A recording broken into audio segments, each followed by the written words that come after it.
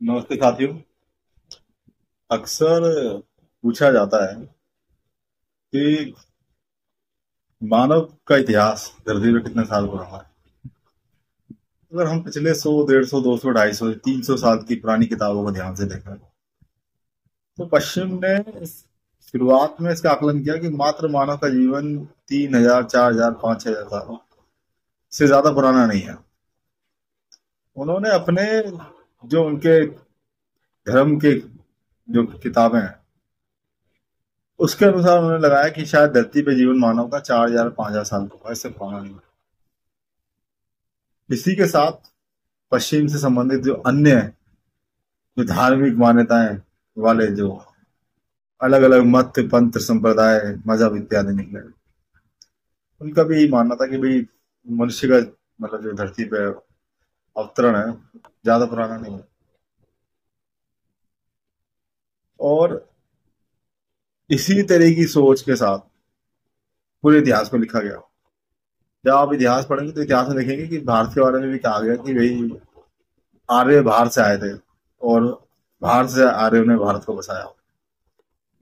पर जब खुदाई हुई सिंधु घाटी सभ्यता की, मोहनजोदड़ो की, तब अचानक से मतलब ऐसे चीजें सामने आई कि लोगों को ये सोचने मजबूर होना पड़ा कि भारत में पहले से ही हजारों हजारों साल पहले ऐसी व्यवस्थाएं रही, जिन्होंने ऐसे लोग रहे जिन्होंने ये बड़े बड़े मोहनजोदड़ो के, हड़प्पा के, सिंधु घाटी सभ्यता के, अन्य पूरी भारत की जो घाटी सभ्यता है उनमें बड़े बड़े शहर बसाए। और ये शहरों का जो इतिहास है कोई ये नहीं कि मतलब 300, 400, 500 साल पुराना इतिहास है। ये इतिहास जो है मतलब 5,000 साल से लेकर 12-13 हजार साल पुराना है। इतने पुराने पुराने शहर के ढांचे में मानव का वजूद धरती पे कब से है? अभी इस चीज को समझना मानव के लिए शेष है। अभी हमने क्या करा, जब अपने पास्ट में देखते हैं, भारत में एक ग्रामीण व्यवस्था थी, गांव की व्यवस्था थी, जिसको विदेशी प्रभाव, आक्रांताओं के प्रभाव, आक्रमणकारियों के प्रभाव के कारण लोगों ने सोचा कि शायद ये पिछड़ेपन की, रूढ़िवादिता की निशानी है और इसके साथ आगे बढ़ेंगे तो शायद समाज में सम्मान नहीं मिलेगा।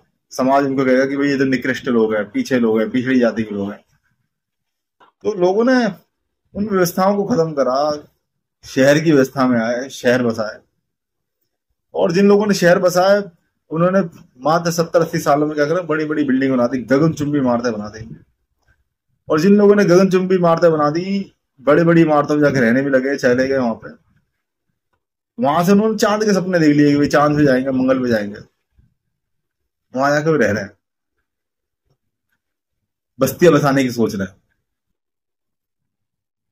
इसमें एक चीज देखने की बात है कि ये विकास जो हुआ, मतलब गांव से शहर, शहर से बड़ी बड़ी बिल्डिंगों वाला विकास,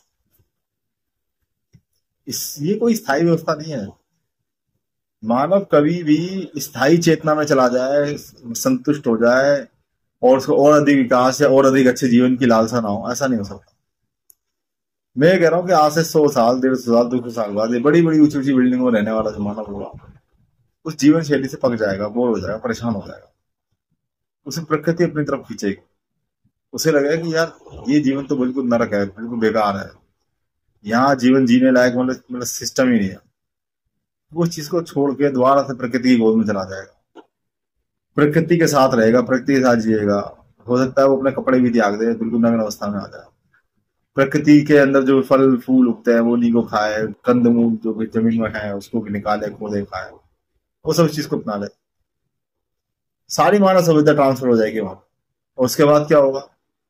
उसके बाद 70-80 पीढ़ियां जब जाएंगी ना वहां की, तो वो ये 70-80 पीढ़ियां भूल जाएंगी कि भाई इन लोगों ने कभी भविष्य में, मतलब भूतकाल में, कई बहुत बड़ी बड़ी बिल्डिंगें बनाई होंगी, ये बहुत बड़े बड़ी ऊंची गगनचुंबी इमारतों में रहे होंगे। ये सब बातें भूल जाएंगे, उनके कुछ याद नहीं रहेगा। 70-80 पीढ़ियां, 70-80 पीढ़ियों के बाद कुछ लोगों को लगेगा कि अरे हम कैसे गांव, मतलब कैसे, मतलब जंगली तरीके से रह रहे हैं, हम में से कुछ लोगों को सभ्य होना चाहिए, हमें छीन के नहीं खाना चाहिए, हमें से नहीं खाना चाहिए।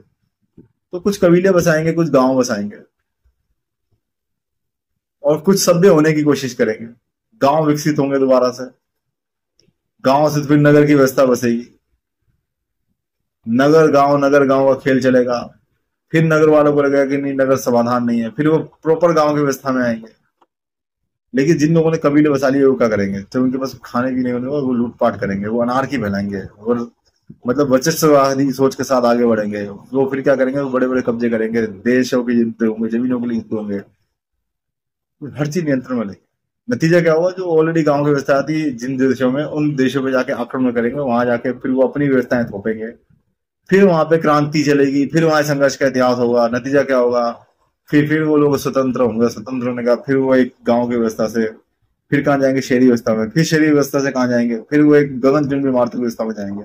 और उसके बाद फिर 70-80 पीढ़ियां जब गांव की व्यवस्था में निकल जाएंगी, गगनचुंबी इमारत की व्यवस्था में निकल जाएंगी, फिर लगेगा कि अरे यार ये तो अनर्थ हो गया, फिर वो गांव की व्यवस्था चले जाएंगे, फिर वो जंगल की व्यवस्था चले जाएंगे। और मैं आपको एक चीज बताऊं, ये एक साइकिल है, ये वो पीरियड है जो कभी खत्म नहीं होता। ये 30-40-70-80 पीढ़ियों में ये साइकिल अब से नहीं, पता नहीं कितने लाखों साल से चल रहा है। मानव ऐसे ही जी रहा है पिछले कई लाखों सालों से। और हम जो कहते हैं ना, मानव का इतिहास बता रहे, बंदर से निकालने, निकालते रहो, फिर निकालने से कुछ नहीं होता। मानव का इतिहास एक साइकिल पीरियड में है, और ये साइकिल पीरियड अपने आप को दोहराता है। अभी ये चक्र अभी और चलेगा, और एक समय ऐसी स्थिति आएगी कि अभी वर्तमान का जो मानव है, इसके आने वाले 30-40-50-60 पीढ़ियां जो है, 61वीं 62वीं जो पीढ़ी होगी, वो दोबारा जंगलों में भाग जाएगी, सारे कपड़े उतार के आदिवासी हो जाएंगे, फिर उनके 30-60 साल पुरानी पीढ़ियां चलेंगी। एक साइकिल, एक चक्र है। ऐसा ही हो रहा है धरती में। इसलिए मानव को जो कब से इसके ऊपर ध्यान से सोचने की जरूरत। आखिर कहाँ चूक हो जाती है, कहाँ चूक हो गई कि एक ऐसी व्यवस्था नहीं बन पाई कि बार बार इसी चक्र में लोगों को फंसना पड़ रहा है। मानव संतुष्ट नहीं है। जब मानव संतुष्ट नहीं है तो वो सुखी भी नहीं है, और जब वो सुखी नहीं है तो सुख की तलाश में ऐसे ही करता रहता।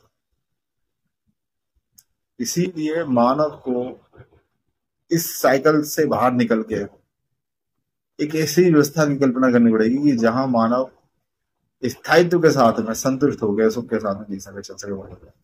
ऐसी कौन सी व्यवस्था, उसको सोचना।